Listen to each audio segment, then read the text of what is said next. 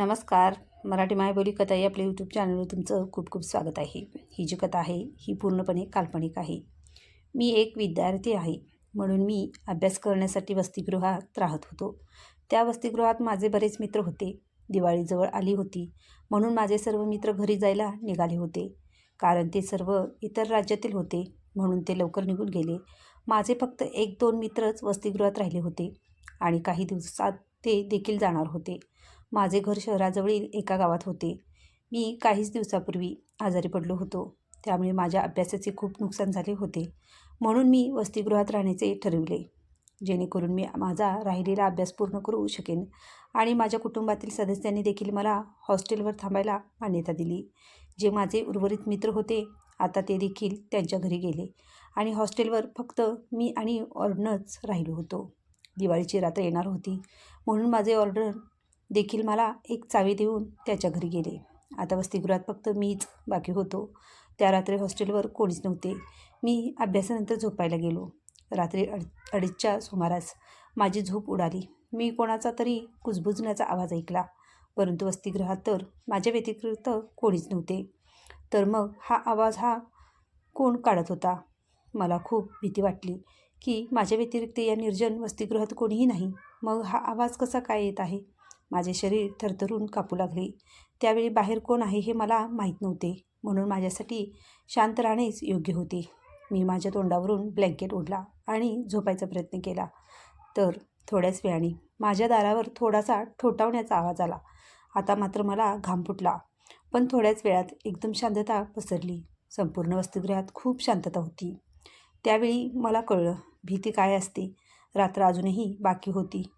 मी माझ्या मनात स्वतःला सांगत होतो की जर आपण घरी जाऊन अभ्यास केला असता तर काय बिघडले असते. आता निस्तर असा हा विचार करीत होता की तेवढ्यातच माझ्या खोलीच्या बाहेर कोणीतरी चालत असल्याचा आवाज मला आला. थोड्या वेळाने हा आवाज थांबला आणि काही क्षणातच त्याने दरवाजा जोराने ठोठवायला सुरुवात केली आणि थोड्या वेळाने त्याने माझे नाव म्हटले, पंकज. हृदयविकाराच्या झटक्यासाठी ते पुरेसे होते. त्याला माझे नाव कसे कळले? तू मलाच आत नाही काय घेणार? तो आवाज कोणत्याही माणसाचा असू शकत नव्हता. तो एक अतिशय भीतीदायक आवाज होता. मी दार उघडले नाही. आता तो ओरडून म्हणाला की दार उघड पंकज, दरवाजा उघड. तो आता खूप रागावला होता. मी माझ्या मनात हनुमान चालीसा वाचण्यास सुरुवात केली. मी रात्रभर झोपलो नाही. हनुमान चालीसाचे पठण केले. माझ्या रूमच्या दारावर नखाने काहीतरी कुचरण्याचे आवाज येत होते. मी सकाळपर्यंत हनुमान चालीसाचे पठण करीत राहिले आणि सूर्योदय झाला.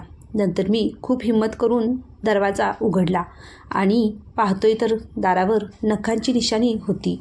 जर रात्रीच्या वेळी मी बाहेर गेलो असतो तर माझ्या बाबतीत काय घडले असते याचा मी विचार करत राहिलो. मी माझ्या वॉर्डनला कॉल केला. काही वेळातच ऑर्डनर वसतिगृहात आला. मी त्याला चावी दिली आणि म्हणालो की मी माझ्या घरी जात आहे. मी त्याला रात्रीची संपूर्ण कहाणी सांगितली, परंतु तो शांत होता. त्याच्या चेहऱ्याकडे पाहून मला वाटले की त्याला काहीतरी माहीत आहे. मी त्याला ती दरवाजावरील खूण पण दाखवली, परंतु त्या खुणा तिथे नव्हत्या. मी आजपर्यंत ही भयानक रात्री विसरलो नाही. नंतर मी ते वसतिगृह सोडले. मी वाचलो कारण वीर हनुमानच माझ्याबरोबर होते. तो कोण होता? तू कुठून आलास याचे गूढ अजून मला कळलेले नाही आहे. ही कथा तुम्हाला कशी वाटली हे मला कमेंटमध्ये नक्कीच सांगा आणि माझे चॅनल लाईक करा, शेअर करा, सबस्क्राईब करा. धन्यवाद.